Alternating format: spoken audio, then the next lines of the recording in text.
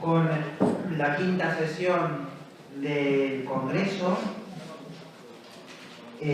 sobre el tema de la ley natural.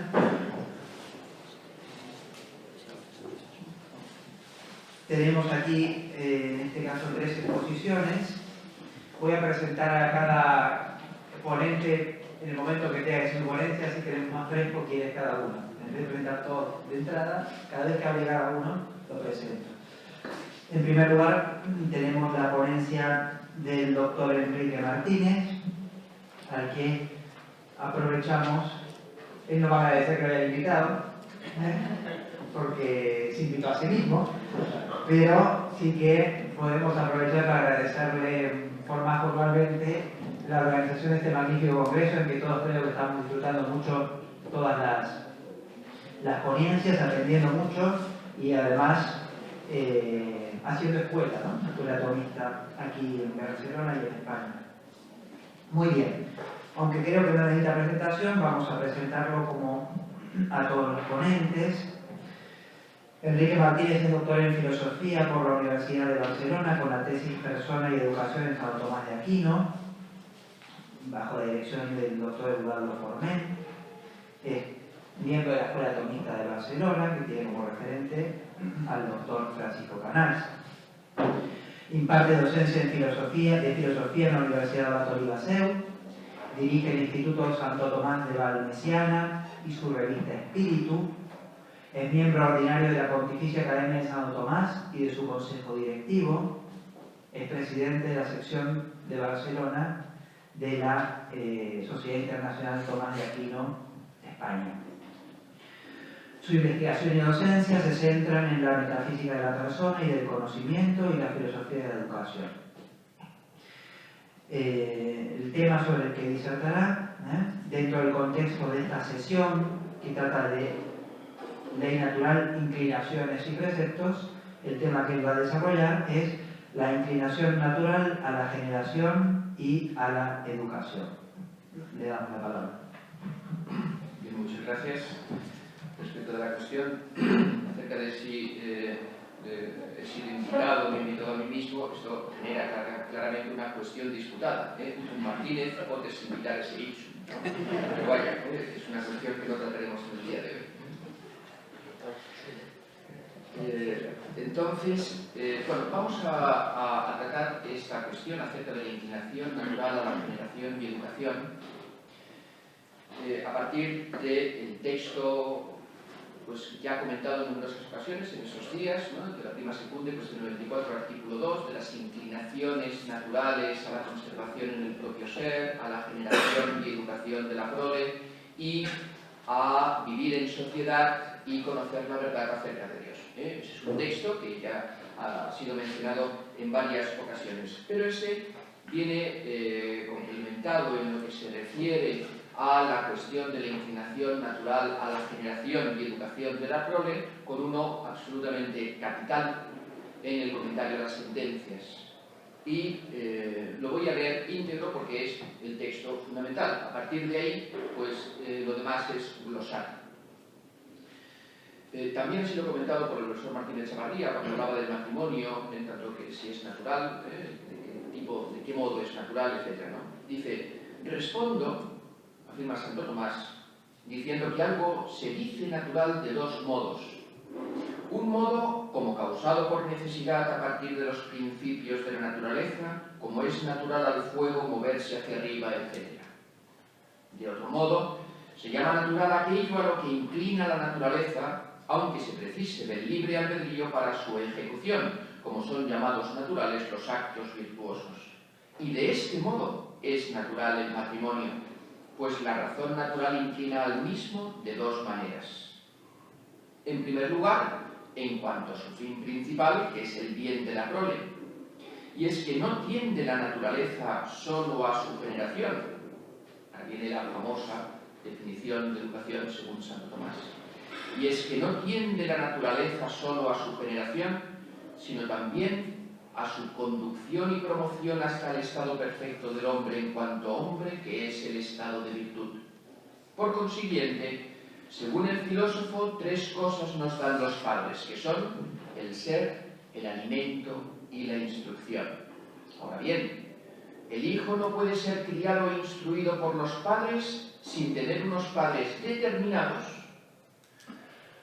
y decididos a hacerlo, cosa que no ocurriría de no existir un compromiso del varón respecto a una mujer determinada, que es lo que hace el matrimonio. Ese es el texto fundamental. Comienza aquí distinguiendo Santo Tomás. Se ve claramente los 2 modos de entender la inclinación natural, la que se da solo por necesidad y la que requiere el concurso del libre albedrío. Pues es según este segundo modo que la naturaleza inclina al matrimonio, dado que se requiere la libre aceptación de los cónyuges y la elección, muy importante. Y tal inclinación es a 2 fines, el bien de la prole y el mutuo obsequio de los cónyuges. Cuando explica el primero, asegura el Aquinate, siguiendo a Aristóteles, que dicho bien no solo es el ser fruto de la procreación, sino también el alimento para la crianza del cuerpo y la doctrina para la instrucción del alma. Saltaré todos los textos que están en el escrito, que luego aparecerán publicados en las actas de aquí, cuando Dios provea. Lo que ahora nos interesa es que la crianza e instrucción siguen a la generación, y es para aquellos que se requiere por naturaleza el matrimonio. En efecto, para alcanzar materialmente la generación del hijo es claro que basta la unión sexual, pero no es suficiente con dar a luz a un hijo, sino que hay que llevarlo a su perfección. Y esta perfección puede ser del cuerpo, y de ello se ocupa la crianza. Pero para esta, a semejanza de algunos animales, se requiere cierta asociación colaborativa de los progenitores. Pero más importante es, sin duda, la perfección del alma, de la que se ocupa la instrucción, que es lo que nosotros denominamos educación. Mas para esta es necesaria una sociedad duradera constituida por unos padres determinados, identificables, no anónimos, y decididos a serlo. Y esto es el matrimonio. Tan importante es esta estabilidad del matrimonio en orden a la educación de los hijos que Santo Tomás afirma que debe durar toda la vida y que por consiguiente la indisolubilidad del matrimonio es de ley natural.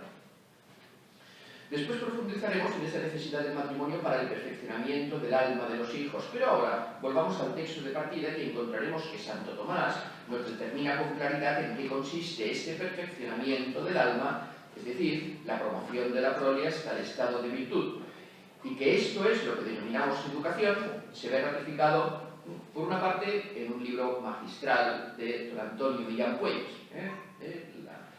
la formación de la personalidad humana, que fue el principio de lo que después pasó a ser mi tesis doctoral. Pero después, en este texto de la encíclica de Pío XI, Divini Idus Magistri, leo: la familia recibe, por tanto, afirma Pío XI, inmediatamente del Creador la misión y por eso mismo el derecho de educar a la prole, y como la obligación del cuidado de los hijos pesa sobre los padres hasta que la prole se encuentre en situación de velar por sí misma, perdura también durante el mismo tiempo el inviolable derecho educativo de los padres. Porque, y ahora cita a Santo Tomás, la naturaleza no pretende solamente la generación de la prole, sino también a su conducción y promoción hasta el estado perfecto del hombre en cuanto hombre, que es el estado de virtud. El matrimonio, por consiguiente, está ordenado por naturaleza a la educación de los hijos, al perfeccionamiento de sus almas por medio de la virtud. La razón, por tanto, que relaciona tan esencialmente matrimonio y educación no es otra que la naturaleza. De ahí que no sea posible comprender y ordenar adecuadamente la educación de los hijos sin afirmar con claridad y firmeza la verdad del matrimonio, tal y como hace Santo Tomás de Aquino. Socavar este fundamento con doctrinas erróneas o ambiguas acerca de la naturaleza del matrimonio tendría, y de hecho ha tenido, gravísimas consecuencias en muchos órdenes, pero comenzando por el oscurecimiento y el desorden de la educación de los hijos. Y porque el fundamento del matrimonio, la familia y la educación no es otro que el orden natural creado por Dios, nadie que no sea el mismo autor de la naturaleza puede introducir excepciones. fuera de las cuales los actos contrarios a dicho orden serían malos, pues como dice Santo Tomás, tienen una deformidad inseparablemente pegada a ellos, como la fornicación, el adulterio y otros de ese tipo, que no pueden ser realizados moralmente de ningún modo. La indeterminación que se da en los casos particulares respecto de los preceptos generales en el orden práctico no supone de modo alguno la eliminación o modificación de los preceptos generales, que prohíben lo que es contrario a la naturaleza y obligan semper et pro semper, como afirma Juan Pablo II en Veritatis Splendor. Siendo pues la naturaleza el fundamento de la relación esencial entre matrimonio y educación, veremos ahora qué entiende la Quinate por naturaleza en los textos mencionados. Aristóteles recogió en el libro Delta de la Metafísica 5 sentidos del término physis que asumió plenamente Santo Tomás como sentidos del término naturaleza: generación vital, principio intrínseco de la generación vital, principio intrínseco del movimiento, forma y materia en tanto que principios del movimiento y esencia específica que es el fin de la generación. En el vídeo homenaje a Petit esto se vio de forma muy gráfica. Pues bien, parece claro que podemos identificar la segunda acepción de naturaleza, esto es, principio intrínseco de generación vital, con la utilizada en el texto antes analizado, pues es la naturaleza lo que inclina al matrimonio, a la generación, crianza y educación de la prole.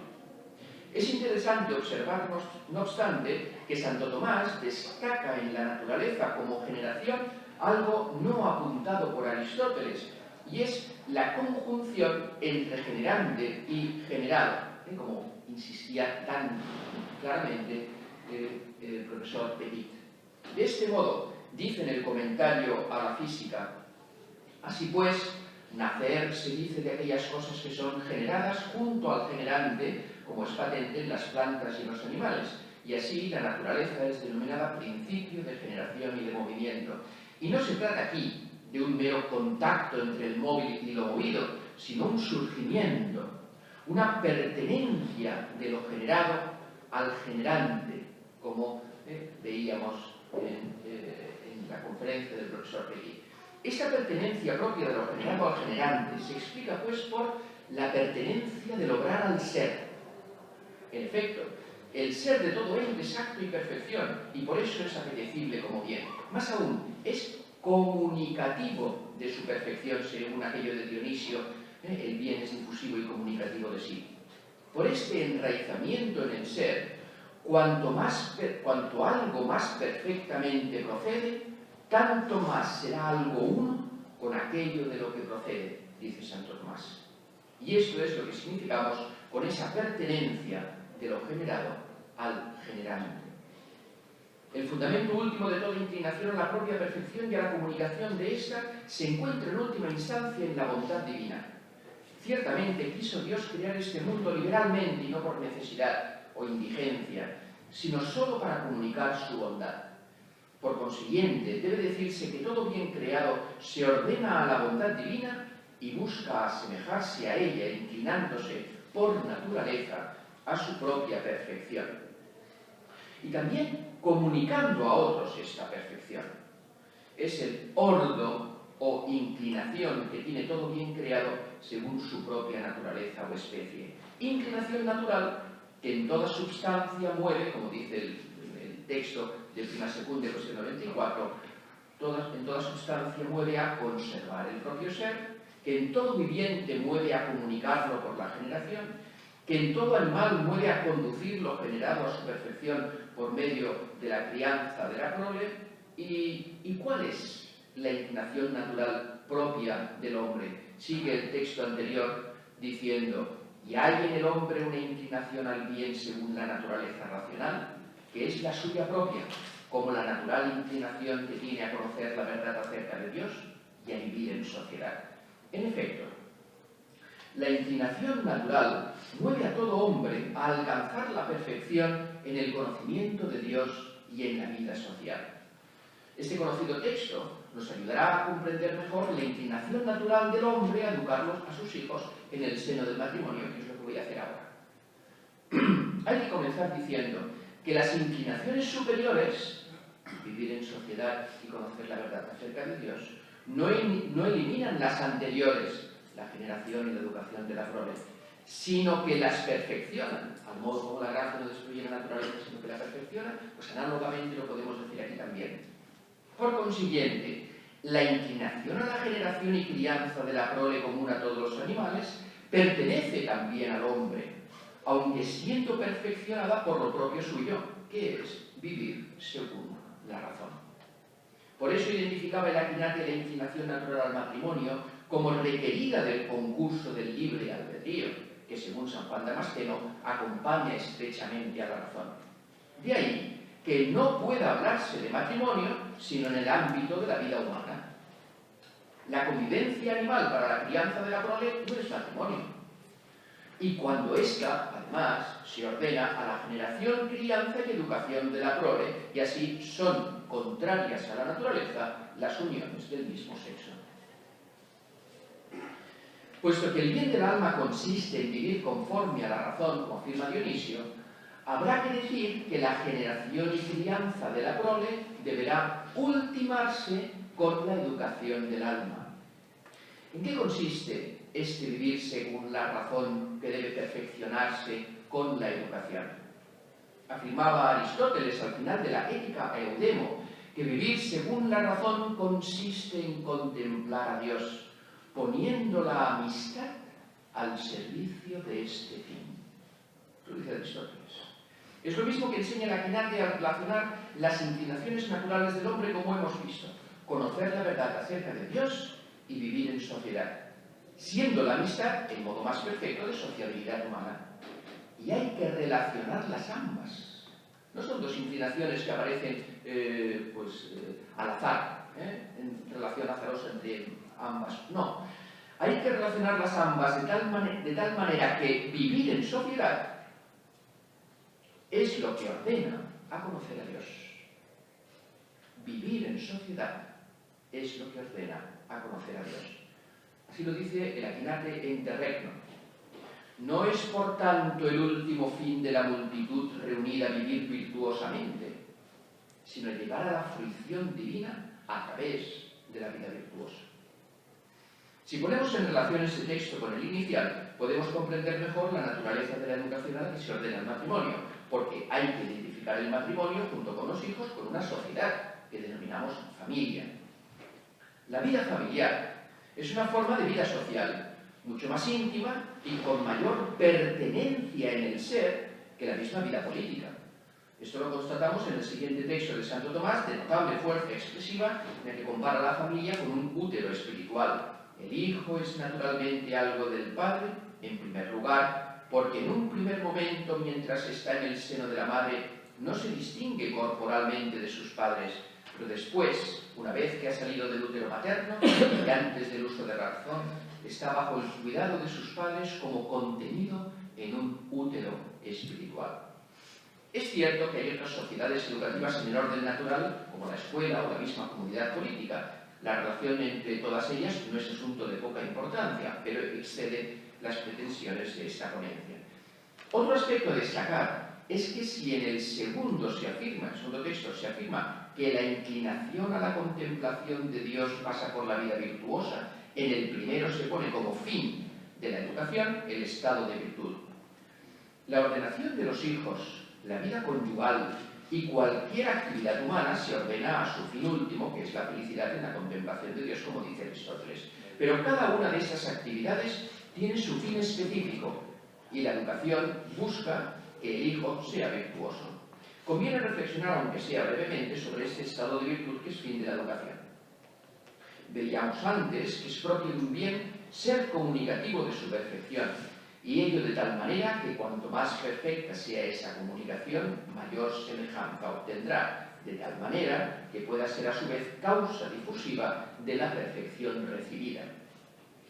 Aplicando este principio a la cuestión que estamos tratando, deberá decirse que unos padres educarán bien a sus hijos en la medida en que los preparen para ser padres. De modo parecido a como un buen maestro preparará a sus alumnos para ser maestros de otros. Por tanto, el estado de virtud que pretende la educación en la familia es aquel por el cual el hijo pasa de niño a adulto, a una mayoría de edad moral.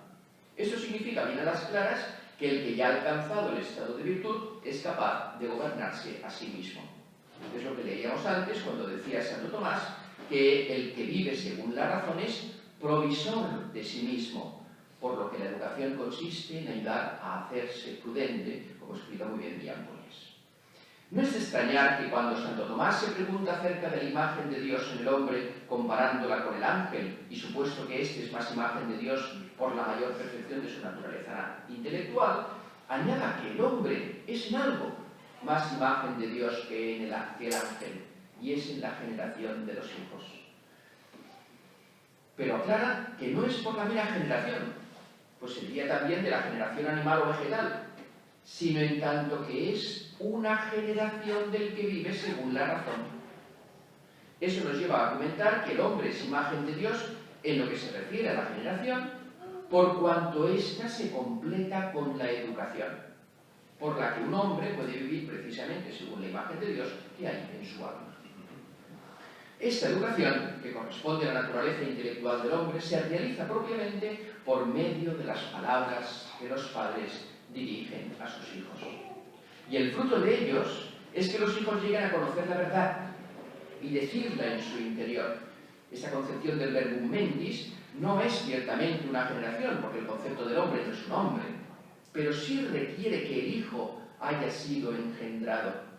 De este modo, es la concepción intelectual la que sirve como de su instrumento, la que se sirve como de su instrumento de la generación biológica. Por consiguiente, nada impide que podamos afirmar que la educación es en cierto modo una generación intelectual o una segunda generación. Por eso afirma Santo Tomás en el Sermón por Jesús, como el Padre te engendró corporalmente, materialiter, el Padre, el Maestro te engendró espiritualmente. La vida familiar es, por consiguiente, la sociedad natural que enseña a los hijos a vivir según la razón, a adquirir las virtudes que le permitan vivir prudentemente y, por medio de esta vida virtuosa, conocer y contemplar a Dios. No encontraremos en la obra de Santo Tomás un tratado específico de metodología de educación familiar, pero sí podemos identificar el principio práctico fundamental para esta educación familiar, que es el que emana precisamente de que sea la naturaleza la razón de la relación esencial entre matrimonio, familia y educación. La inclinación natural, o la inclinación que sigue a la naturaleza por medio de la virtud, enseña Santo Tomás, proporciona un modo adecuado de juzgar las cosas, y así el virtuoso, el casto, juzga connaturalmente los actos de castidad, por esa virtud. Pues a este modo de conocimiento la Quinate le da el sugerente nombre de por connaturalidad, de quandam connaturalitatem. Pues bien, la educación familiar deberá ser asimismo por connaturalidad, realizada en ese útero espiritual que es la familia y que se une al útero materno. Así pues, los padres deberán adecuar la educación de sus hijos a su misma inclinación natural a hacerlo, y no como algo sobrevenido de instancias externas. El modo de hacerlo será llevando a la perfección esa inclinación natural por medio de la propia virtud, sobre todo en lo referente a la vida familiar en sus manifestaciones cotidianas. El otro día una amiga me decía, para la educación de mi hijo tenemos que ser santos. Si no, pues todo lo demás, ¿no? Es la santidad de los padres lo que lleva a educar bien a los hijos. Los hijos, inclinados también por naturaleza a la virtud, juzgarán entonces por connaturalidad que sus padres buscan para ellos un bien al educarlos y recibirán confiados sus enseñanzas. Creer es algo necesario a quien aprende, dice Aristóteles. Por eso en la educación familiar bastarán de ordinario las admoniciones de los padres, mientras que fuera de la familia será necesario obligar por medio de la ley, como explica la Quinate. Así, serán las virtudes de los padres manifestadas en la convivencia familiar las que harán fecunda su acción educativa, promoviendo un ambiente que favorecerá un crecimiento connatural de los hijos en esas mismas virtudes, salta un texto muy bonito, precioso, de San Juan Pablo II sobre este ambiente educativo de la familia.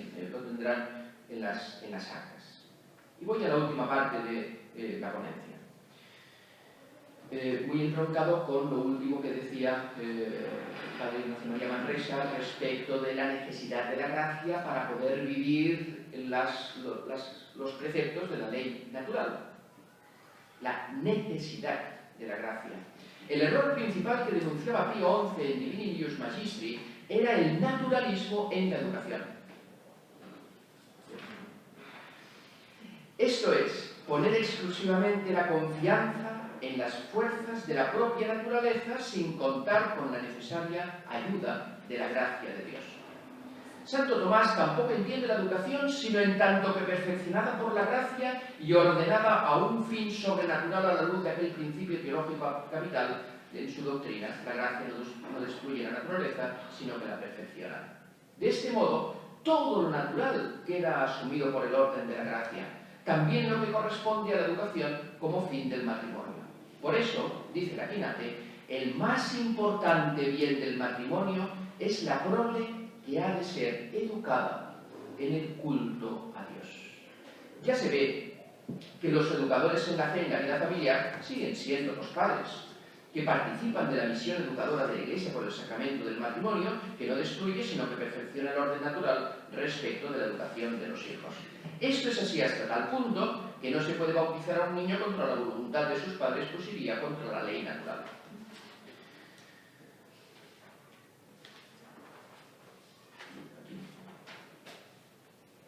Mas hay una diferencia con la educación natural, y es que el fundamento no es tanto la generación humana a la que inclina la naturaleza, sino la generación a la vida de gracia por el bautismo, que brota de la naturaleza divina.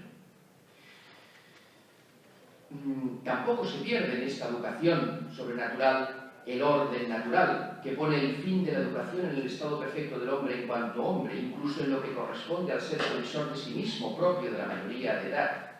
Más que la edad perfecta se alcance, como dice el texto que no cito, con el sacramento de la confirmación, tiene un sentido mucho más profundo que ser provisor de sí mismo, del orden natural. En ese sacramento, dice Santo Tomás, la confirmación, se da la plenitud del Espíritu Santo para el robustecimiento espiritual que es el propio de la edad madura. Sin ánimo de detenernos ahora en este punto tan rico y fecundo en la educación de la vida cristiana, baste apuntar que esta edad perfecta de la vida cristiana a la que se ordena la educación de los hijos, no es otra que aquella en la que el hijo, por el don de sabiduría, pasa a juzgar y ordenar todo por las reglas divinas y no por un uso perfecto de la razón, virtud natural, sino por cierta connaturalidad con las cosas divinas. Conclusión. No se puede dudar de la importancia de la familia y de la educación de los hijos para la salvación de muchas almas, así como para la vida social y de la Iglesia. Dios mismo quiso iniciar la redención del hombre en el seno de una familia, la de José y María en Nazaret. La gravedad de la situación de la familia en nuestros días exige mostrar con claridad y firmeza los principios perennes acerca del matrimonio y de la educación. Y para esto viene en nuestra ayuda la enseñanza de Santo Tomás de Aquino, doctor común de la Iglesia. Que estos principios iluminen hoy a la familia, la protejan de los innumerables ataques contra ella y la hagan vivir en la santidad a la que Dios la llama, no es tarea al alcance de nuestras fuerzas. Solo el creador de la familia, solo el que quiso que su corazón comenzara a latir en el seno de una familia para la redención del hombre, puede dar la victoria en esta lucha contra el poder de las tinieblas. La confianza en este corazón es el único camino. Así lo afirmaba recientemente el cardenal Robert Sarrat, prefecto de la Congregación para el Culto y la Disciplina de los Sacramentos. Leo este texto con el que terminó la ponencia del cardenal Sarrat. Si la batalla final entre Dios y el reino de Satanás concierne al matrimonio y a la familia, es preciso asumir con urgencia de que debemos ponernos ya en medio de esa batalla espiritual, pues depende el futuro de la sociedad humana y sabemos que la familia, fundada en el matrimonio de amor, monógama, libre, fiel e indisoluble, es su célula básica. Nuestras familias cristianas son como esas múltiples celdas de cera, tan frágiles pero siempre fuertes, que constituyen la colmena donde todos están llamados a probar la miel de la verdad. Es decir, las palabras salvíficas del Señor Jesús y de su esposa la Santa Iglesia.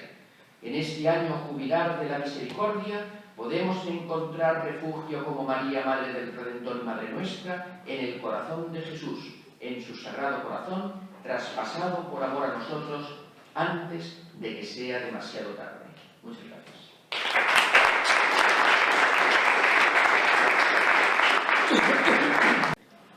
Pasamos a continuación a la ponencia del doctor José Juan Escandell. José Juan Escandell es doctor en Filosofía por la Universidad de Málaga, ha sido profesor en varias universidades españolas y en la actualidad lo es del IES Vallecas I. Ha sido miembro correspondiente de la Pontificia Academia de Santo Tomás. Su investigación y docencia se ha centrado en la metafísica clásica, antropología de la voluntad y de la libertad, filosofía de la educación y sobre la figura de Antonio Milán Puelles. La ponencia tiene como título La inclinación natural a conocer la verdad acerca de Dios. Le damos la palabra.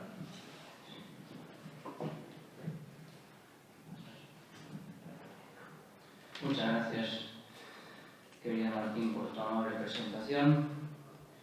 Yo no me he invitado a mí mismo, lo cual me da la oportunidad de ser agradecido, cosa que tú no puedes hacer. Te agradezco, querido Enrique, que des la oportunidad de estar otra vez en Barcelona y de estar con vosotros. Bueno, pues vamos al asunto. El texto de referencia que tenemos es el de la Suma Teológica Prima Secunde, cuestión 94, artículo 2, donde se enumeran esas tres inclinaciones naturales, tres series de inclinaciones naturales.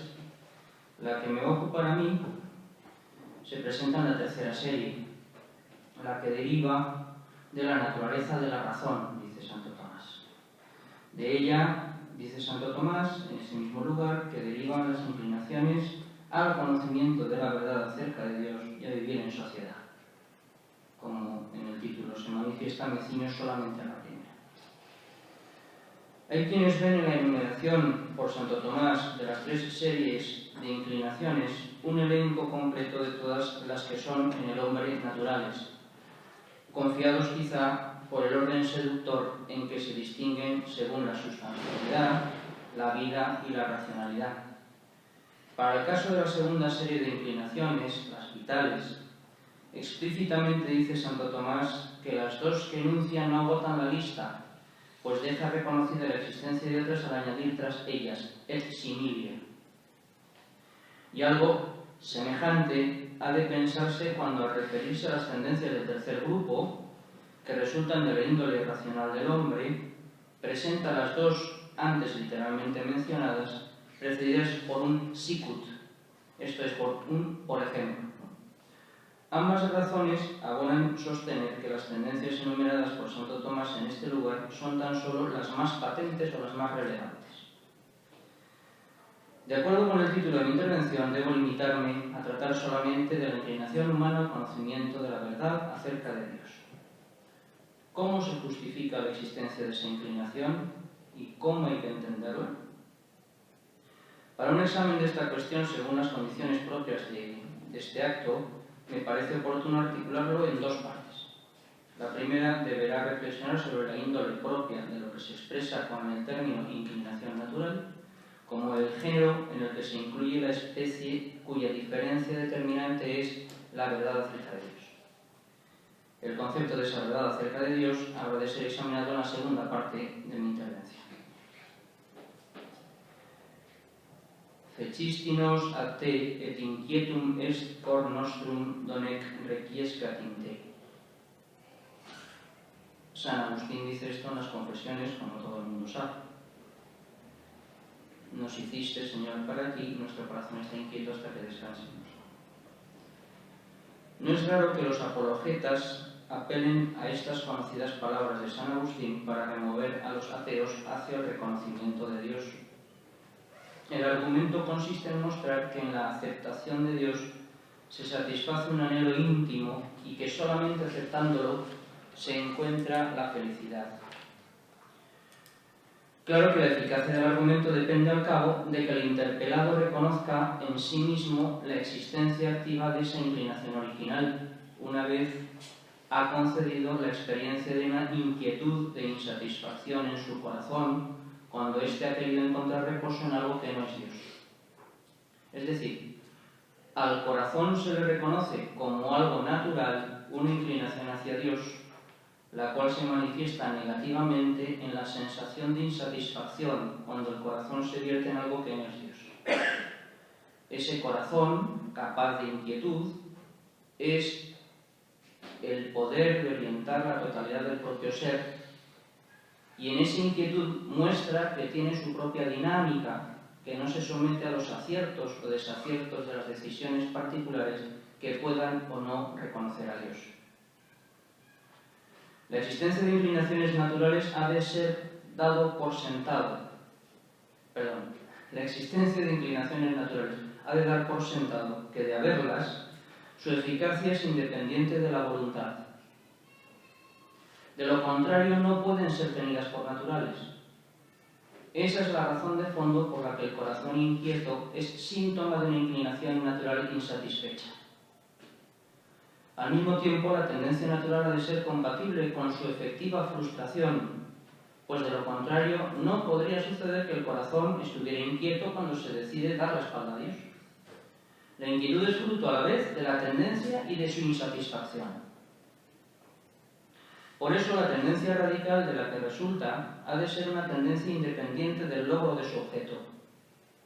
Importa reparar en que la frustración de la tendencia natural que se manifiesta en el corazón inquieto solo puede deberse a la voluntad.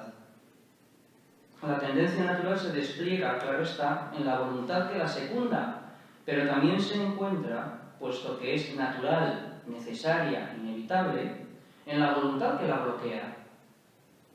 Para evitar la evidente falsedad de que la tendencia natural se satisface en cualquier caso, y a ello se opone la experiencia del corazón inquieto, sin caer en el extremo asimismo falso de concebir la voluntad como capaz de anular una tendencia natural, cuando actúa contra ella, cosa inadmisible si la tendencia es natural, habrá que explorar una especie de vía intermedia. La tendencia natural ha de estar presente en todos los actos de querer, cumplida y satisfecha en los actos buenos y obstaculizada y fracasada en los actos malos. No sucede que la tendencia natural se satisface en todos los casos. Todo lo cual supone, por otra parte, que la tendencia natural de la que hablamos ha de ser una tendencia consciente. En la primera parte de la suma, cuestión 2, se discute en primer lugar si la existencia de Dios es evidente. De los tres videtur quod con que se inicia el desarrollo, el primero dice lo siguiente. Parece que la existencia de Dios es evidente, pues llamamos evidentes aquellas cosas cuyo conocimiento nos es natural, como es el caso de los primeros principios. Pero como dice San Juan Damasceno en el principio de su libro, en todos los hombres se halla naturalmente el conocimiento de la existencia de Dios. Luego la existencia de Dios es evidente. Este es el texto del videtur quod. Tras haber defendido Santo Tomás en el cuerpo del artículo que la existencia de Dios es evidente de suyo y no para nosotros, refuta el anterior argumento del siguiente modo. A lo primero se ha de decir que el conocimiento de la existencia de Dios en algo común y bajo cierta confusión se halla naturalmente en nosotros, en cuanto que Dios es la felicidad del hombre, puesto que el hombre naturalmente desea la felicidad y todo lo que naturalmente es deseado por el hombre es naturalmente conocido por él. Pero esto no es conocer propiamente la existencia de Dios. Del mismo modo que conocer que alguien viene no es conocer a Pedro, aunque sea Pedro el que viene. Pues asimismo muchos estiman que el bien perfecto del hombre, que es la felicidad, está en las riquezas, otros en los placeres y otros en cualquier otra cosa. Este es el texto de Santo Tomás. Perdón. No nos fijemos en la referencia de este texto al conocimiento de Dios, pues lo que ahora interesa determinar es solamente el sentido que pueda tener hablar de un conocimiento necesariamente adjunto a las tendencias naturales en el hombre. Todo lo que naturalmente es deseado por el hombre es naturalmente conocido por él, ha dicho Santo Tomás. Lo que naturalmente se desea es naturalmente conocido por el hombre. Por supuesto, Santo Tomás no admite que haya ninguna idea innata en el hombre, pero al mismo tiempo el conocimiento natural no se corresponde con un conocimiento cabal, puesto que hay hombres que se confunden a su respecto, de donde resulta una especie de paradoja, pues por así decirlo se trata de un conocimiento que no es conocimiento. Hablando con más rigor, se dirá que es un conocimiento de tal índole que no es conocimiento satisfactorio. Desde luego, en el caso del conocimiento natural de Dios, no se satisface Santo Tomás con él, y por no hacerlo se ve obligado al difícil trance de buscar y encontrar pruebas explícitas y claras de su existencia, en el artículo 3. Podría pensarse que la paradoja en la que nos encontramos puede ser disuelta con romper uno de sus extremos en pugna mediante la apelación al inconsciente. A primera vista, situar en el orden de lo inconsciente el conocimiento natural, del que ha hablado Santo Tomás, en que se apoyan las tendencias naturales, parece solventar la situación. Sin embargo, al cabo, el remedio es peor que la enfermedad, pues ahora habría que enfrentarse a la justificación de un conocimiento que propiamente no es conocimiento. Al declarar un conocimiento como inconsciente, no se hace otra cosa que llamar inconsciente a la conciencia. Y una conciencia inconsciente es un círculo cuadrado, un hierro de madera, un puro imposible. Precisamente es este error el que cometen los tres filósofos de la sospecha y sus seguidores, cada uno a su modo y manera. En especial es pertinente en este punto el caso de Sigmund Freud. Piensa el fundador del psicoanálisis que el ser humano ha tenido que soportar en la modernidad tres importantes humillaciones. Una cosmológica, otra biológica y finalmente, por obra precisamente del psicoanálisis, una humillación psicológica. Esta es la que, según el célebre psiquiatra, es más sentida por el hombre. Sucede que para Freud, el hombre corriente moderno piensa de modo que el yo se siente seguro, dice, de que sus noticias son completas y confiables, y seguro también de la viabilidad de sus órdenes. Es decir, que el yo está convencido de su control sobre sí mismo y sobre sus acciones porque cree tener un conocimiento fiable de lo real y porque cree que su voluntad sigue rigurosamente sus decisiones. La ilusión y el engaño que el psicoanálisis denuncia y en la que el hombre corriente vive es, según Freud, esa creencia en el señorío del hombre sobre sí mismo. Freud niega que el ser humano sea dueño de su vida, porque en el hombre actúan fuerzas que no solamente no se someten a control, sino que a la inversa controlan al sujeto. Por eso dice Freud, el yo no es amo de su propia casa. Esta posición del psicoanálisis es sumamente instructiva para nuestro asunto. Según esta doctrina, la existencia del inconsciente en el hombre es correlativa de la inexistencia del autocontrol. Y es ello perfectamente coherente y lógico, aunque el precio que se paga es desde luego la eliminación de la libertad. En el inicio de su filosofía y teología morales, Santo Tomás recuerda, otra vez con San Juan Damasceno, que el hombre es imagen y semejanza de Dios porque es un ser intelectual, dotado de libre albedrío y de dominio sobre sus actos. La moral, sea filosófica o teológica, es un cierto estudio del hombre en cuanto que principio de sus propias acciones por tener libre albedrío y dominio de sus actos. También señala Kant que la libertad está en la entraña de la moralidad. No puede ser responsable de sus actos quien en realidad es movido por hilos invisibles, de los cuales no es responsable. No puede haber responsabilidad donde la gente ni tiene conocimiento de lo que hace ni tiene el control de lo que hace. La inexistencia de autocontrol en el hombre significa tanto como negarle la libertad y sin ella no hay moral. Es evidente que la posición de Freud anula la ética. Todo esto es de gran utilidad porque ayuda a entender la dinámica de las tendencias naturales. En el caso de Freud, las pulsiones naturales se oponen a la voluntariedad y por lo tanto a la vida propiamente humana, de modo que el vivir del hombre es el de una marioneta que no sabe que lo es. Se trata de pulsiones ajenas a la voluntad con objetivos ajenos a la conciencia, pulsiones y objetivos de carácter inconsciente. Por el contrario, en el caso de Santo Tomás, hay una integración de las pulsiones naturales en la dinámica propia de la voluntad y por consiguiente hay también una conciencia natural de los objetivos de esas pulsiones. Todo lo que naturalmente es deseado por el hombre es naturalmente conocido por él, hemos leído hace un momento. Es decir, La conciencia del hombre debe incluir, en relación con la tendencia a Dios, un auténtico, aunque no satisfactorio, conocimiento de Él. El precio que se pagaría por situar este conocimiento fuera de la conciencia, en el orden de lo inconsciente, sería la destrucción completa de la libertad. Para el caso del conocimiento sensible, la psicología de la Gestalt puso bien de manifiesto, frente a la simpleza abusiva del asociacionismo, que los actos de percepción tienen siempre objetos complejos y a la vez organizados. Una de las leyes básicas de la percepción es la de que la atención que se dirige a una forma supone un fondo sobre el cual ésta es percibida.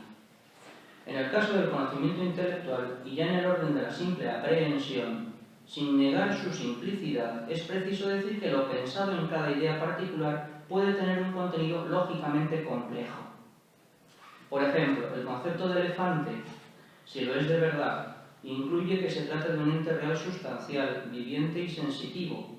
Por tanto, quien lo piensa, aunque no repare en esos detalles, no puede dejar de pensar en ellos a su modo y manera si real y verdaderamente está pensando en el auténtico elefante.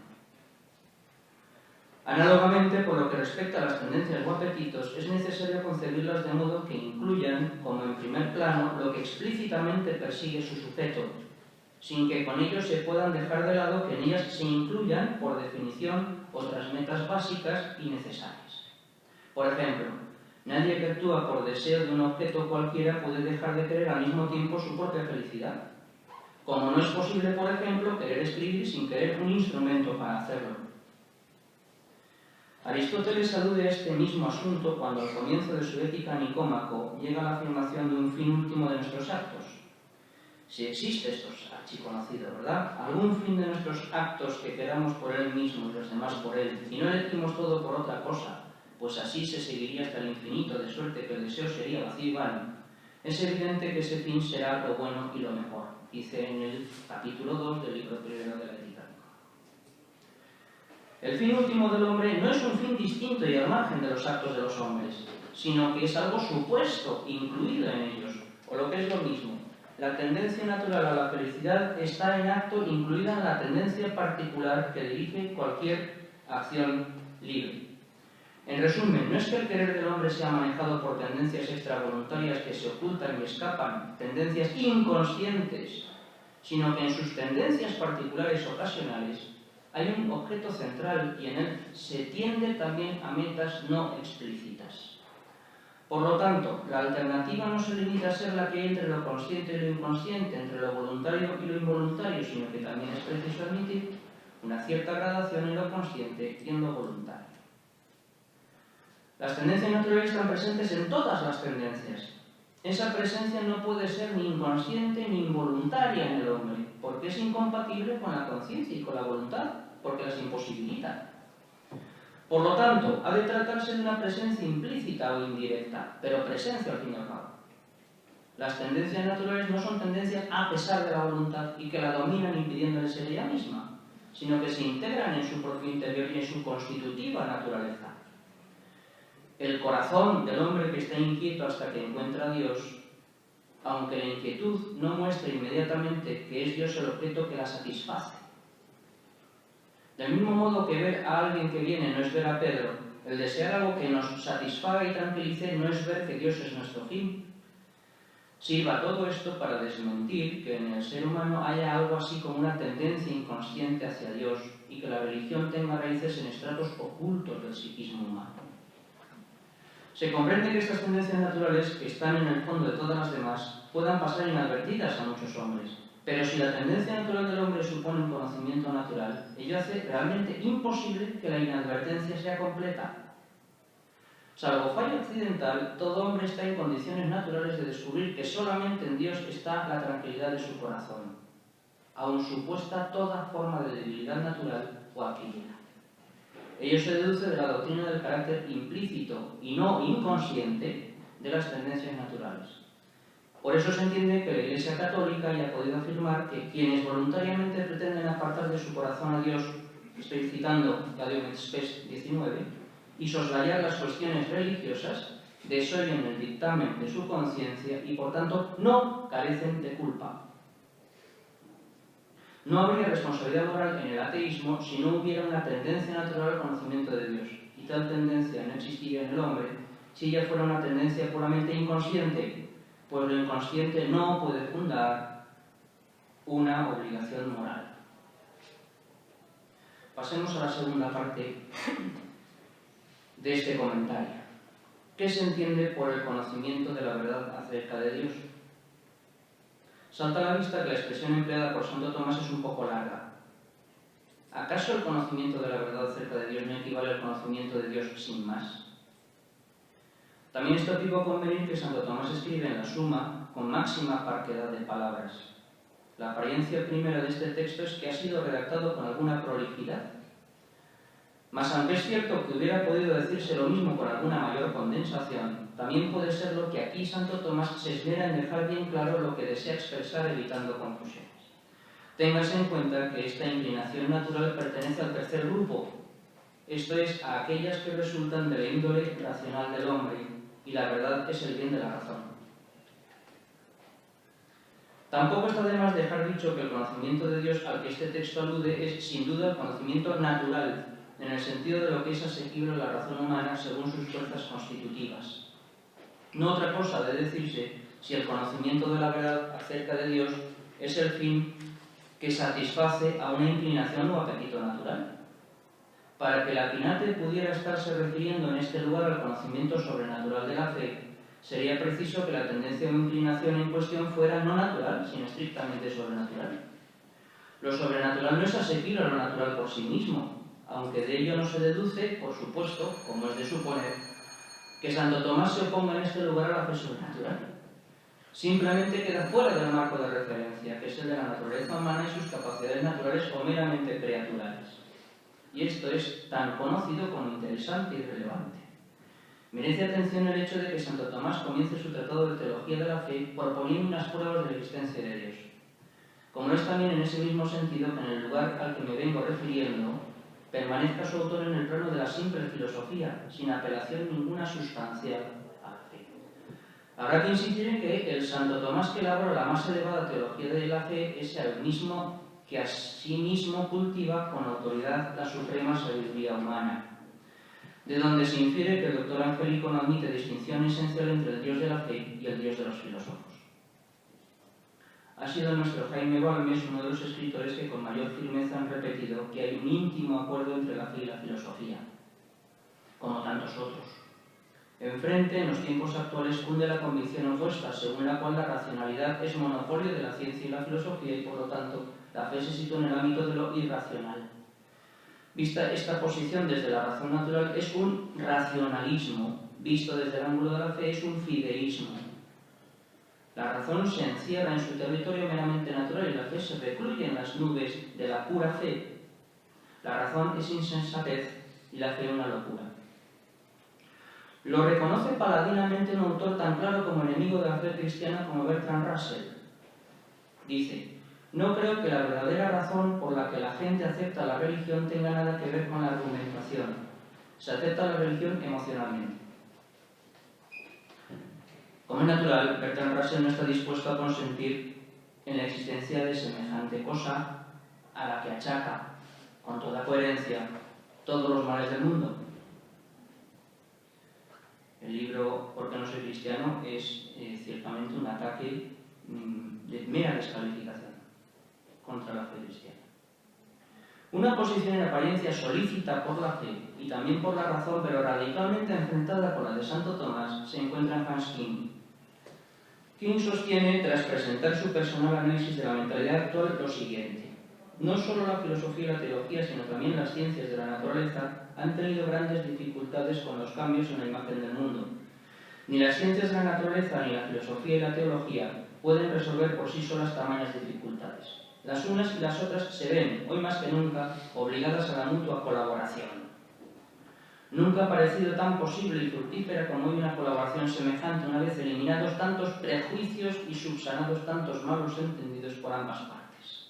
Así pues, entre la teología y las ciencias naturales no debe haber en adelante una oposición hostil, ni como en los últimos tiempos una yuxtaposición distanciada y pacífica, sino una colaboración razonable, dialogal y crítica con la mirada puesta en un mundo uno y en un hombre uno.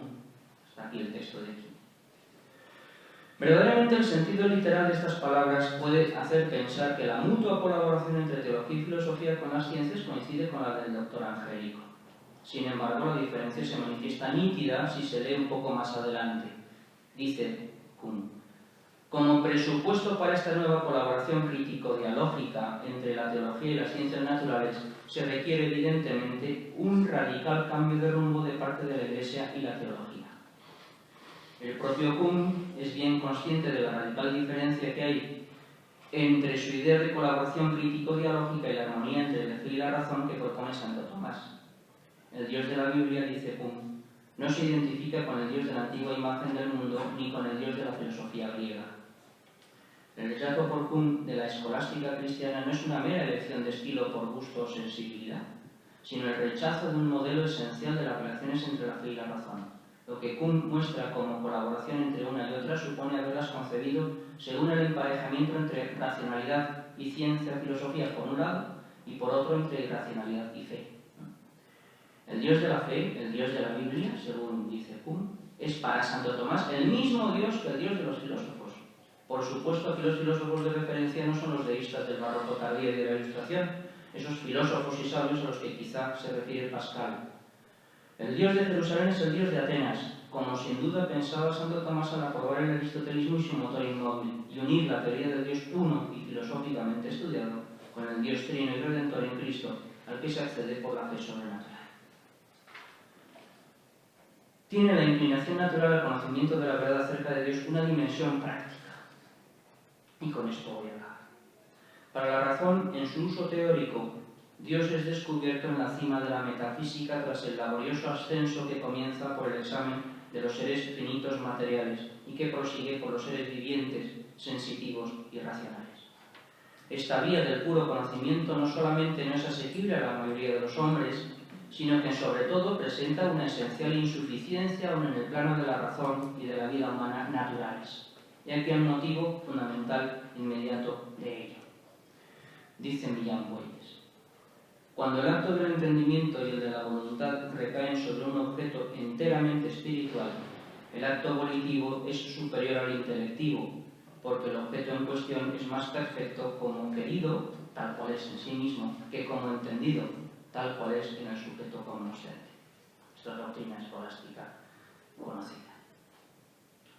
Una vez descubierto Dios suficientemente por la razón natural teórica, es inevitable que se active un obrar moral, libre, racional respecto de él.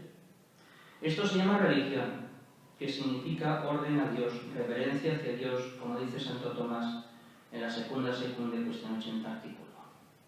La inteligencia que encuentra el motor inmóvil, al ipsum esse subsistens, no puede evitar verlo como el sumo bien al que debe referirse por justicia para reconocerle como autor de ella misma. Una consideración teórica que permanezca inoperante, a la que no siga una mirada agradecida hacia el ser que expande su bondad en el cosmos, no ha alcanzado su plenitud, no ha comprendido suficientemente que, precisamente porque Dios es el Señor de todas las cosas, merece, por justicia, la activación subsiguiente de la voluntad y el sometimiento no solamente del pensamiento, sino de la vida entera. Esta es la virtud de la religión, tal como Santo Tomás la entiende. Cuando Santo Tomás se ocupa de las inclinaciones naturales en el lugar de la suma del que arrancan estas reflexiones, su propósito se limita a mostrar que los preceptos de la ley natural son varios y no uno solo. La inclinación al conocimiento de la verdad acerca de Dios es un mero ejemplo. Ahora bien, puesto que Dios es el motor inmóvil y bien supremo, esta inclinación no es una más entre las otras, sino precisamente la central y decisiva, aquella en la que se cifra el sentido total de la existencia humana. Muchas gracias por su atención.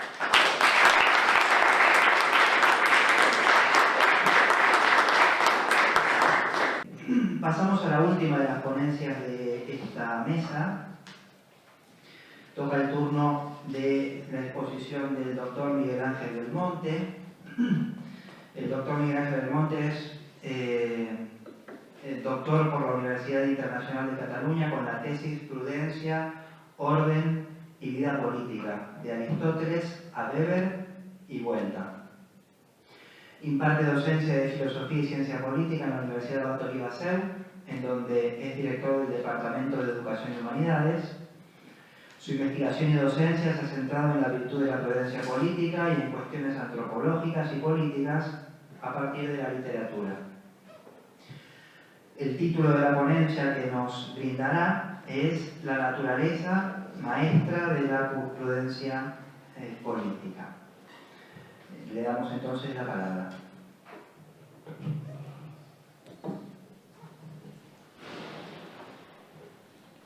Muchas gracias por la invitación a participar en este magnífico simposio del que estamos todos disfrutando a lo largo de la jornada de hoy y la de ayer. Se ha constatado en estas conferencias la corrupción que el concepto de naturaleza viene sufriendo en el panorama intelectual y social contemporáneo. Esta corrupción viene de siglos atrás, aunque se manifiesta con especial violencia en los últimos años. También es algo por todos conocido que el concepto de prudencia, tal y como es usado en el lenguaje corriente, dista enormemente de las consideraciones aristotélico-tomistas en torno a tal importante virtud. Cabe afirmar que tanto naturaleza como prudencia brillan por su ausencia, o en el mejor de los casos aparecen utilizados de forma parcial y tergiversadora con la intención de destruir cualquier vestigio que pudiera quedar de sus respectivas concepciones cabales. Por otra parte, política es una palabra que está constantemente en boca de todos, cotidiana, inevitable. Lo que es menos frecuente es la presentación de la política como algo que tenga directamente que ver con la naturaleza, o menos aún con algo que tenga que ver con la prudencia. En las controversias políticas actuales, lo natural no es tenido en cuenta como indicativo de una dirección a seguir en la toma de decisiones, y lo prudencial es entendido como sinónimo de falta de decisión. Una de las pocas veces que se oye el término natural es en el lenguaje político estadounidense, donde los candidatos se suelen acusar unos a otros últimamente de no ser natural born citizen, tal como obliga la Constitución para ser presidente. En cuanto a la prudencia, hace 10 días, por ejemplo, un conocido periódico cuya cabecera contiene en orden alfabético las primeras letras del alfabeto, afirmaba, comillas, Rajoy mantiene su prudencia ante los líderes europeos. Fin de la cita. Aclarando después de la contenida de la noticia que el entonces presidente en funciones del gobierno mantenía silencio, evitaba hacer declaraciones, se mostraba cauteloso y cuando se preguntaba algo respondía, ya veremos. No es este el lugar para hacer una genealogía de la prudencia que aclare el proceso mediante el cual se fue convirtiendo en este sucedáneo de virtud política, pero sí cabe apuntar a dos de los grandes hitos de la modernidad política y filosófica, Maquiavelo y Kant. Veamos solo un par de ejemplos de cómo en Maquiavelo la noción de naturaleza y explícitamente la noción de inclinación natural es utilizada como sinónimo de obstáculo al pleno desarrollo de la virtud política. En El Príncipe dice, por ejemplo, no existe hombre tan prudente que sepa adaptarse hasta este punto, dice Maquiavelo, en primer lugar porque no puede desviarse de aquello a lo que le inclina su propia naturaleza. Dice más adelante, si se cambiase la naturaleza de acuerdo con los tiempos y las cosas, nunca cambiaría la fortuna. Esto lo dice El Príncipe, pero también en los discursos a las décadas de Tito Livio encontramos la misma idea, reclamando Maquiavelo la conveniencia de una nueva forma de hacer política, la conveniencia de la innovación política. Hoy hablamos mucho de innovación educativa, pero bueno, estoy quedado con Maquiavelo. La conveniencia de abandonar los usos del pasado y adaptarse de modo innovador a los tiempos presentes, dice Maquiavelo, dos son las razones por las que no podemos cambiar estas cosas. Una, que si uno ha prosperado bastante con unos métodos determinados, no hay forma de convencerle que pueda resultar conveniente obrar de otra manera. Y otra, que no nos podemos oponer a la inclinación de nuestra naturaleza. Y lamenta Maquiavelo que no nos podamos oponer a la inclinación de nuestra naturaleza y encuentra ahí la razón de la falta de virtud política. Vemos en Maquiavelo un presagio de lo que es el lenguaje político contemporáneo. Se trata hoy día sobre todo de adaptarse a los tiempos, innovar, huir del inmovilismo como de una peste antipolítica atroz. Las inclinaciones naturales son, si acaso, un obstáculo para la libre expresión de una voluntad autónoma. Veamos precisamente ahora en Kant cómo la prudencia es identificada con una mera habilidad para conseguir de modo egoísta la felicidad y la dificultad del propio Kant para vincular la prudencia política con lo que la naturaleza produce. Por ejemplo, en la fundamentación de la metafísica de las costumbres, Kant define la prudencia, dice, prudencia en el sentido estricto es la habilidad en la elección de los medios para el mayor bienestar propio. En la introducción de la crítica del juicio emplea el término Klugheit, prudencia mundana, entendida como especial habilidad para conseguir mover a los demás según un plan preconcebido. Incluso llega a decir, la prudencia es la habilidad para ejercer una influencia sobre los hombres y sobre su voluntad. Está hablando Kant de la prudencia mundana, de la Klugheit. Y en la paz perpetua se plantea la cuestión de cómo puede en la práctica el gobernante o el legislador, sin romper con el imperativo categórico, llevar a cabo la acción sobre la realidad política singular. Y allí dice Kant en la paz perpetua, la sabiduría política, la prudencia política, convertirá en un deber en el estado actual de las cosas la realización de las reformas para adecuarse al ideal del derecho público. Utilizará, dice Kant, en cambio, utilizará las revoluciones donde las produzca la naturaleza por sí misma, no para disimular una opresión aún mayor, sino como una llamada de la naturaleza a instaurar mediante una constitución legal fundada en los principios de la libertad como la única constitución permanente. Lo que está haciendo Kant es, en realidad está haciendo es distinguir dos problemas diferentes, ¿no? Por un lado el de la prudencia política propiamente dicha y por otro lado el problema de cómo conciliar el imperativo categórico con la acción política. La cuestión de la habilidad para conseguir la felicidad propia es de fácil resolución para Kant.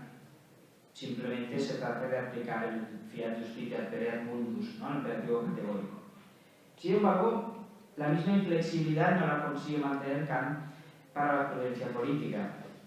Por ejemplo, dice Kant, la solución de ese problema es clara para todo el mundo, dice, convierte en vergüenza toda artificiosidad, va directamente al fin, claro que recordando la prudencia para no precipitar el fin, sino ir aproximándosele sin interrupción, aprovechando las circunstancias favorables.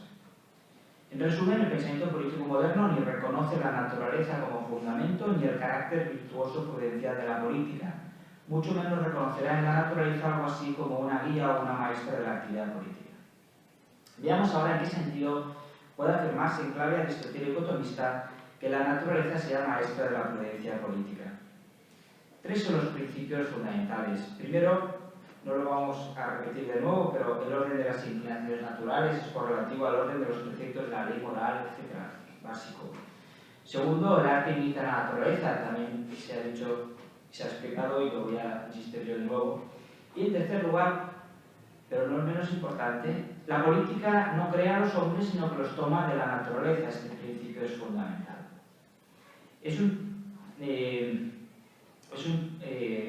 Una idea que toma Santo Tomás de Aristóteles, claramente. Es para reforzar estos principios o para mostrar cómo se concretan estos principios en los textos de Santo Tomás, que traigo a colación un texto que me parece muy relevante para esto, que es el proimio al comentario de Santo Tomás a la política de Aristóteles.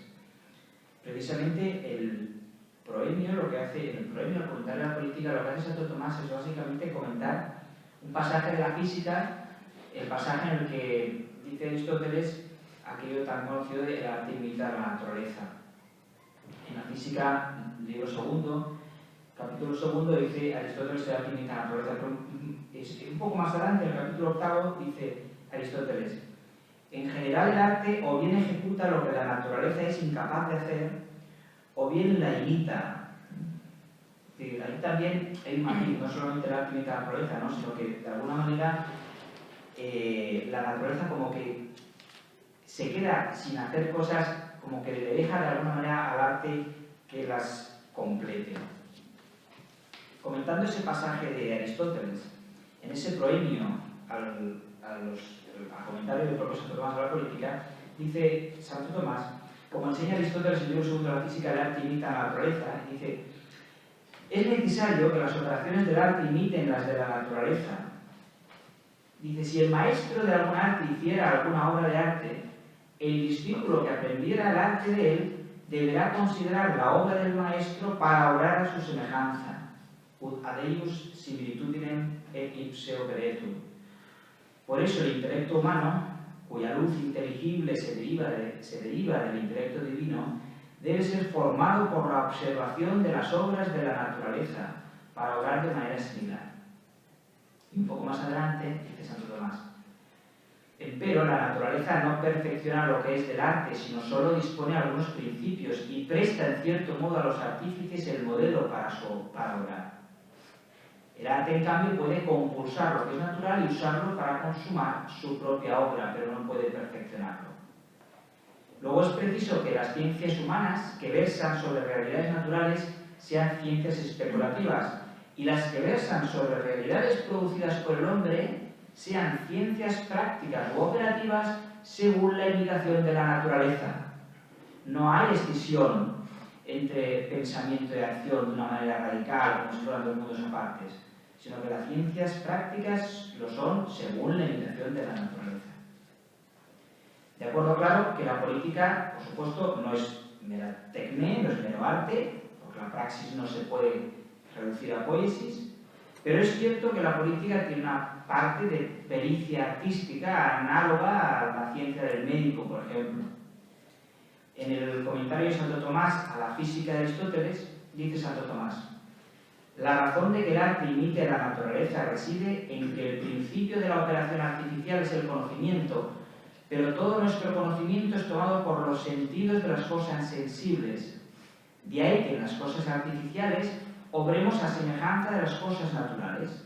Y sigue Santo Tomás: por esto, sin embargo, las cosas naturales son imitables por el arte, porque toda la naturaleza ha sido ordenada a su fin por algún principio intelectivo, de tal manera que la obra de la naturaleza parece obra de una inteligencia, pues procede por medios determinados a fines ciertos, lo cual también en sus obras imita el arte. Es lo que dice el comentario a la física. Cierto, claro, que en el caso del arte los medios son determinados, en el caso de la prudencia y de la vida moral es precisamente la prudencia la que tiene la función de encontrar, de determinar esos medios. En un pasaje importantísimo para esta cuestión de la política de Aristóteles, del libro tercero, un pasaje que me parece muy relevante, dice Aristóteles, lo voy a leer, es un poco largo, dice Aristóteles algo que es lo que de alguna manera a mí me sirvió como el punto de referencia para toda esta reflexión. Un texto en el que dice Aristóteles: al final del libro tercero está hablando de los tipos de monarquía y de repente deja los argumentos en favor de un tipo de monarquía a otra y dice lo siguiente: está dispuesto a un gobierno monárquico el pueblo que de un modo natural, produce una familia que sobresale por sus cualidades para la elección política. Está hecho para un gobierno aristocrático el pueblo capaz por naturaleza de producir una multitud de ciudadanos capaces de ser gobernados como hombres libres, por aquellos que por su virtud son jefes aptos para el poder político. Y es un pueblo republicano aquel en el que se produce naturalmente una multitud de temperamento guerrero capaz de obedecer y de mandar conforme a la ley que distribuye las magistraturas entre los ciudadanos acomodados según sus méritos. Este texto de Aristóteles, que me parece tremendamente sugerente en esta idea de que la naturaleza es maestra de la prudencia política, en ese texto lo que se está diciendo es que cuando un pueblo produce naturalmente, por ejemplo, una familia que descuella, eso es un dato que se ofrece a los sentidos. Eso es una experiencia histórica que, en cierto modo, equivale a aquello de que nuestro conocimiento es tomado por los sentidos de las cosas sensibles. Tal producción natural de una familia que descuella, etc., ha de ser leída en clave teleológica, ¿Para qué produce la naturaleza una familia que descuella? Se preguntaría Aristóteles. Y respondería, pues para que gobierne, lógico. Y el propio Aristóteles en ese mismo pasaje dice, pero el gobierno tiránico no es conforme a la naturaleza, ni ninguno de los otros regímenes desviados. Esas formas se producen en contra de la naturaleza.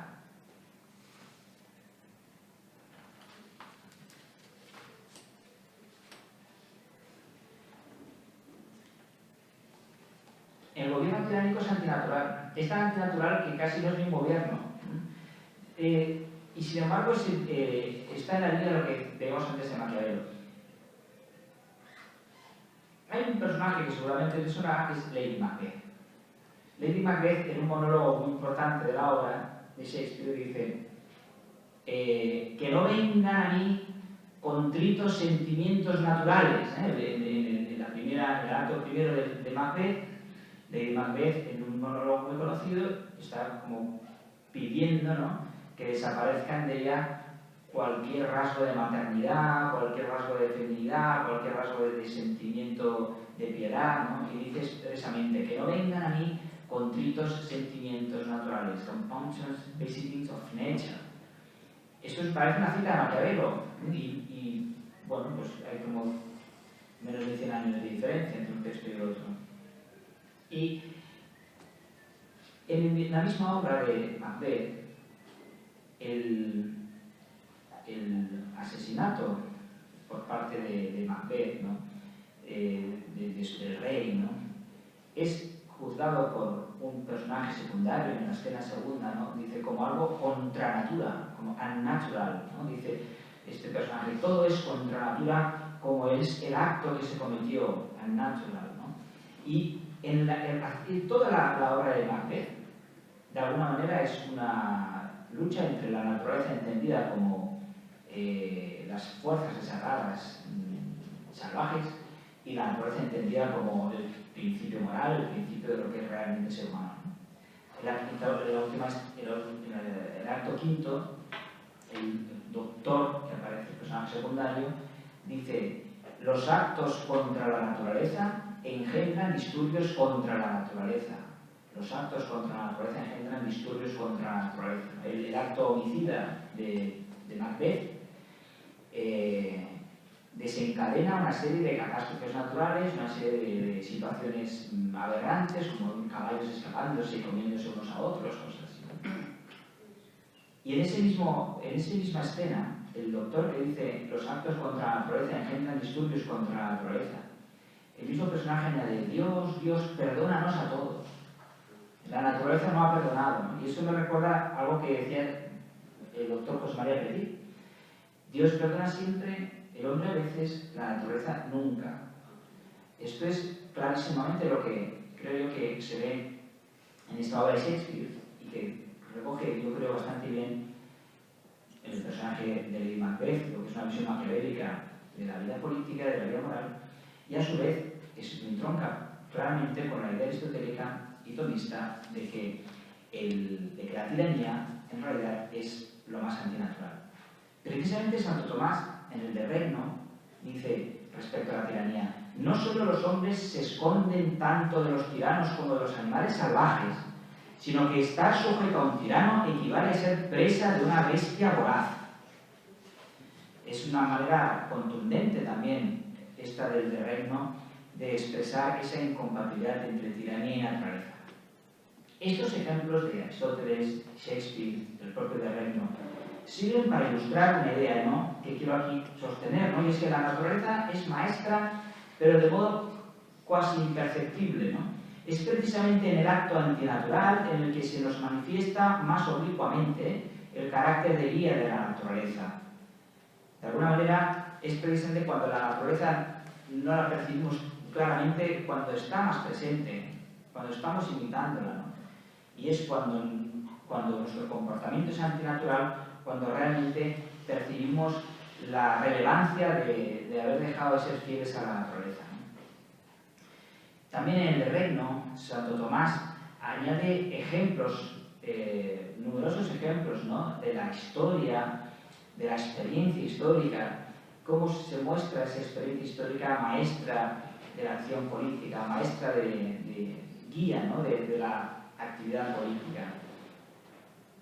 Por ejemplo, respecto a la misma tiranía, el peligro de tiranía, Santo Tomás en el Reino no solo advierte del peligro de la tiranía definida como un solo gobernante que busque su propio bien, sino también del peligro, dice incluso que más frecuente, ¿no?, de que los regímenes republicanos degeneren en tiranía, ¿no? Piensa en la antigua Roma, en las ciudades italianas contemporáneas, ¿no?, esta experiencia histórica, ¿no?, de cómo regímenes republicanos degeneran en tiranía incluso más frecuentemente que las mismas monarquías, es un argumento que emplea Santo Tomás en el Reino, en el que de alguna manera se está practicando poner a la naturaleza y a sus inclinaciones como una guía y una maestra en las decisiones políticas. En el libro segundo, el del Reino, para explicar la tarea del rey, dice Santo Tomás, repite esta idea de que el arte imita la naturaleza, dice Santo Tomás: puesto que el arte imita la naturaleza, por la que sabemos cómo podemos obrar según la razón, parece lo mejor tomar la pauta del régimen natural para explicar la tarea del rey. Y introduce algo que también ha salido en algunas de las conferencias anteriormente, ¿no?, como el régimen particular, muy similar al divino, se encuentra en el hombre, que se llama por ello microcosmos o minor mundus, porque en él se observa la forma del régimen universal. Por otra parte, si bien donde más claramente se puede entender, se puede ver que la acción política es como un reflejo de la acción de la providencia sobre el mundo, es en la fundación de ciudades, también todos los gobernantes, aunque no sean fundadores, han de tener presente la razón de la fundación de la comunidad política que están gobernando. Así dice Santo Tomás: la razón de la fundación de un reino hay que tomarla del ejemplo de la formación del mundo. Y justo en ese mismo pasaje del Reino dice algo que es claramente aristotélico, que está en el libro primero de la Política de Aristóteles, ¿no? Dice allí el libro segundo del Reino: el fundador de una ciudad o reino no puede realmente crear los hombres, ni los lugares habitables, ni las demás cosas precisas para la vida, sino que debe utilizar necesariamente los que ya existen en la naturaleza. Así como las demás artes toman de la naturaleza la materia precisa para su obra, como el herrero el hierro, el constructor la madera y la piedra, los toman para usarlas en el arte. Así introduce Santo Tomás una serie de consejos prácticos acerca de las circunstancias preferibles para la fundación de una ciudad. Tengo escritos varios casos, ¿no?, pero no voy a poner muchos ejemplos, ¿no? Hay algunas consideraciones más o menos secundarias. Es normal que cuando se trata de poner ejemplos de cómo la naturaleza es maestra de la providencia política, se pongan ejemplos de cuestiones muy concretas y que también por lo mismo, ¿no?, la manera que son concretas son también más o menos discutibles o más o menos anacrónicas o anecdóticas, etc. Se trata, no voy a traer los ejemplos y voy acabando ya, se trata de ejemplos concretos de prudencia política en los que la naturaleza se muestra como fundamento y guía. Aunque Santo Tomás no llegó a comentar el libro sexto de la Política de Aristóteles, donde también se encuentran este tipo de recomendaciones de prudencia política inspiradas en el orden natural, no cabe duda de que ambos autores comparten la convicción de que la naturaleza es maestra permanente de la prudencia política. Uno y otro recurren continuamente no solo al concepto de la naturaleza o a la categoría de lo natural, sino a las realidades naturales mismas y a su manifestación. Vamos a ver, ya que no hemos sido puntuales al empezar, lo seremos al acabar, como decía también muchas veces el profesor Teti. La physis es simultáneamente fundamento remoto y próximo de la acción política. Fundamento remoto en el sentido de que existe una naturaleza humana esencial que marca el fin último de nuestra acción, y fundamento próximo en el sentido de la necesidad de actuar con un sano realismo político que tenga en cuenta la existencia real y concreta de las circunstancias en que se desarrolla la acción política. Minuto y acabo. Bueno, acabo con una autocita de mi propia tesis. El reconocimiento de las posibilidades de la razón en su búsqueda de la verdad sobre las cosas humanas, incluidos los asuntos políticos, va ligado a la afirmación de la existencia de una realidad objetiva, una naturaleza, que se nos muestra apta para ser estudiada, para ser penetrada por la investigación racional. La naturaleza nos oculta tanto como para que no pueda servirnos de guía constante del conocimiento y de la acción políticos. Tomar la naturaleza como guía significa respetar la realidad de las cosas, también en su dimensión humana y política. Que los hombres ordinariamente persigan de hecho bienes de inferior categoría a los que podrían conseguir responde más bien o a un defecto de la educación o de las costumbres, a falta de razonamiento o incluso a una falta de naturaleza. Pero no es la naturaleza misma, sino su ausencia, un factor entre otros de la maldad humana. En términos políticos, ni siquiera el fundador parte de cero, mucho menos el político que actúa en un aquí y una ahora. La política no crea una naturaleza humana, ni ha de proponerse crearla ni reformarla, sino buscar los medios para que dicha naturaleza pueda desplegarse de modo que la vida humana y política alcance la máxima perfección posible. Muchas gracias.